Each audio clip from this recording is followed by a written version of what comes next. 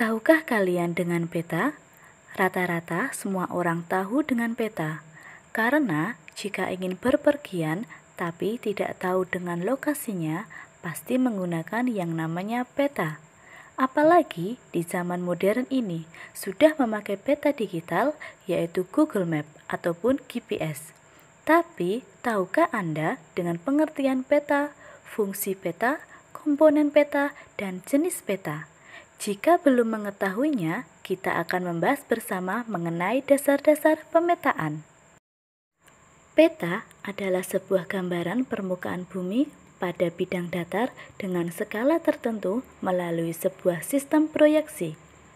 Peta dapat disajikan dalam berbagai cara yang berbeda, mulai dari peta konvensional yang tercetak hingga peta digital yang tampil di layar komputer atau layar handphone. Suatu peta merupakan representasi dua dimensi dari suatu ruang tiga dimensi. Ilmu yang mempelajari pembuatan peta disebut dengan kartografi.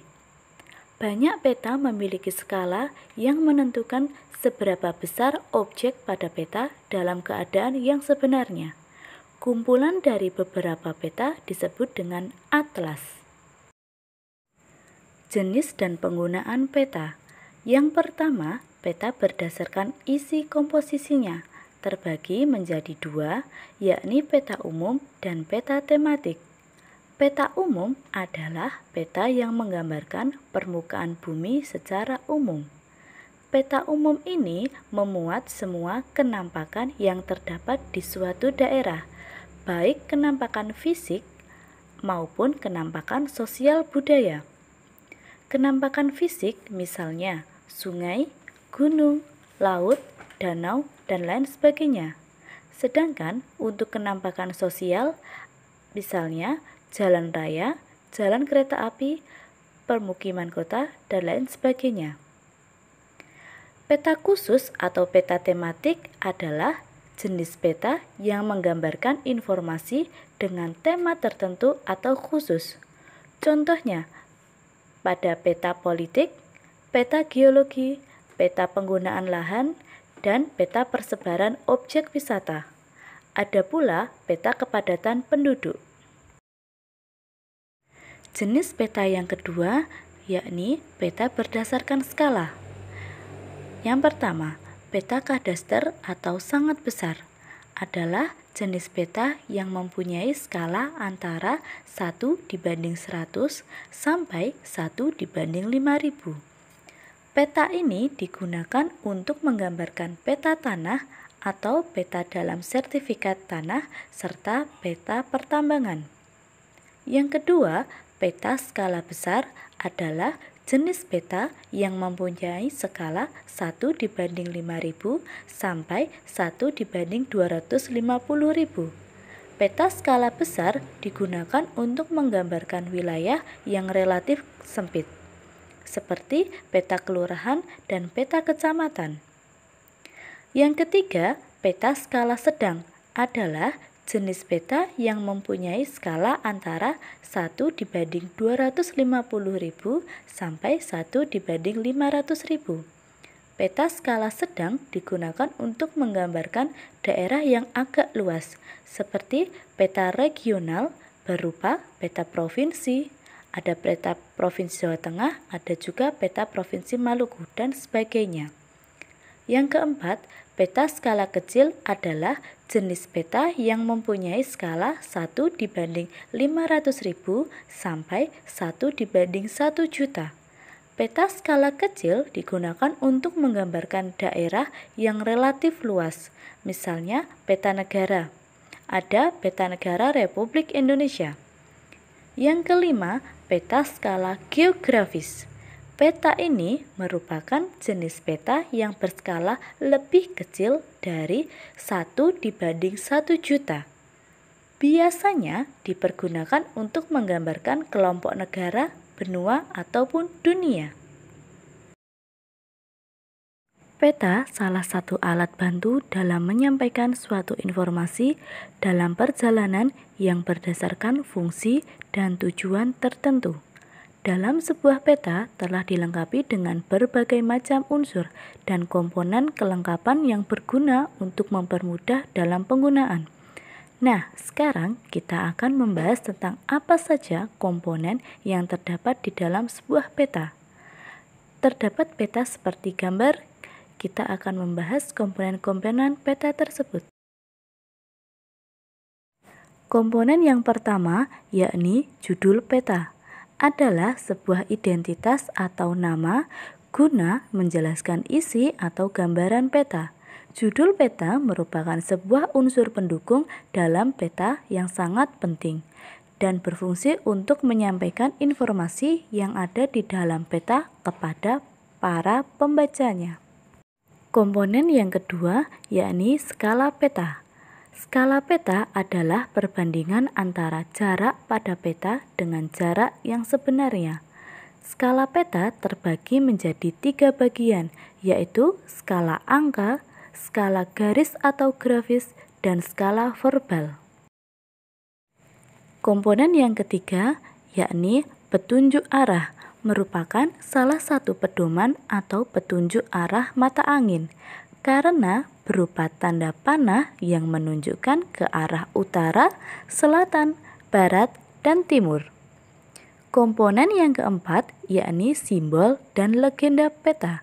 Simbol merupakan lambang atau gambar yang menunjukkan kenampakan objek sebenarnya di peta. Legenda merupakan keterangan yang berisi gambar atau simbol beserta artinya. Komponen yang kelima, yakni garis astronomi peta, merupakan sebuah garis yang terdiri dari garis lintang dan garis bujur. Garis-garis inilah yang berguna sebagai petunjuk atau penanda sebuah posisi absolut suatu objek pada peta utama. Komponen yang keenam, yakni inset peta. Inset berguna untuk memperjelas posisi suatu objek atau wilayah yang dipetakan. Inset berupa peta kecil yang dicantumkan atau disisipkan di peta utama. Komponen yang ketujuh, sumber dan tahun pembuatan peta. Sumber peta merupakan referensi dari mana peta dapat diperoleh, serta tahun pembuatan peta menunjukkan tingkat keakuratan dan keterkinian data peta. Komponen yang kedelapan, garis tepi peta. Sebuah garis yang berguna untuk membatasi ruang peta, biasanya garis tepi pada peta berbentuk persegi 4. Proyeksi merupakan cara memindahkan garis paralel atau meridian dari globe atau bidang lengkung menuju ke bidang datar. Bidang lengkung atau globe yang digambar ke bidang datar tentu akan mengalami beberapa kesalahan atau penyimpangan dalam penggambaran. Penyimpangan atau kesalahan yang terjadi pada saat penggambaran disebut dengan distorsi. Berikut jenis proyeksi berdasarkan bidang proyeksi. Yang pertama, proyeksi azimut merupakan sebuah proyeksi peta yang memakai sebuah bidang datar untuk digunakan sebagai proyeksinya, di mana pada proyeksi ini membahas mengenai bola bumi yang mana hanya berpusat pada satu titik. Yang kedua, proyeksi silinder merupakan bidang proyeksi berupa silinder yang menyinggung daerah permukaan bumi. Proyeksi silinder cocok untuk menggambarkan wilayah luas dan wilayah khatulistiwa atau lintang rendah. Yang ketiga, proyeksi kerucut menggunakan bidang proyeksi berbentuk kerucut yang menyinggung bola bumi. Proyeksi kerucut paling cocok digunakan untuk menggambarkan daerah lintang 40 derajat atau lintang tengah. Jenis proyeksi peta berdasarkan ketentuan geometris. Yang pertama, proyeksi equidistant merupakan jarak antara titik yang terletak di atas peta sama dengan jarak sebenarnya di permukaan bumi. Yang kedua, proyeksi conform merupakan besar sudut atau arah suatu garis yang digambarkan di atas peta sama dengan besar sudut atau arah sebenarnya di permukaan bumi. Yang ketiga, proyeksi ekuivalen merupakan luas permukaan yang digambarkan di atas peta sama dengan luas sebenarnya di permukaan bumi. Selanjutnya, proyeksi peta berdasarkan kedudukan sumbu simetri. Yang pertama, proyeksi normal, yakni garis karakter proyeksi berimpit dengan sumbu bumi. Yang kedua, proyeksi miring, yakni garis karakter proyeksi membentuk sudut dengan sumbu bumi. Yang ketiga, proyeksi melintang atau transversal, yakni garis karakter proyeksi tegak lurus dengan sumbu bumi. Selanjutnya ada proyeksi gubahan. Proyeksi gubahan muncul karena proyeksi murni sulit diterapkan untuk menggambarkan wilayah-wilayah sempit atau wilayah pada provinsi lintang tertentu. Yang pertama ada proyeksi Mercator, menggambarkan bumi di bidang silinder yang sumbunya berimpit dengan bumi dan seolah-olah silindernya dibuka menjadi bidang datar. Yang kedua ada proyeksi sinusoidal, menggambarkan sudut dan jarak yang tepat untuk wilayah meridian tengah. Proyeksi ini dapat digunakan untuk menggambarkan daerah yang kecil di belahan bumi mana saja. Yang ketiga ada proyeksi Mollweif, mempunyai ukuran yang sama luas hingga ke wilayah pinggir proyeksi tiap bagian. Semakin mendekati kutub, ukuran wilayah berubah menjadi semakin kecil. Yang keempat, ada proyeksi Gall. Adalah bentuk yang berbeda di wilayah lintang yang mendekati kutub. Suatu peta dapat mempresentasikan kondisi sebenarnya di permukaan bumi. Oleh karena itu, pembuatan peta hendaknya disertai data yang akurat. Berikut tahapan pemetaan. Pertama, kerja lapangan. Diawali dari kegiatan observasi, pengukuran, dan pencatatan data hasil pengukuran.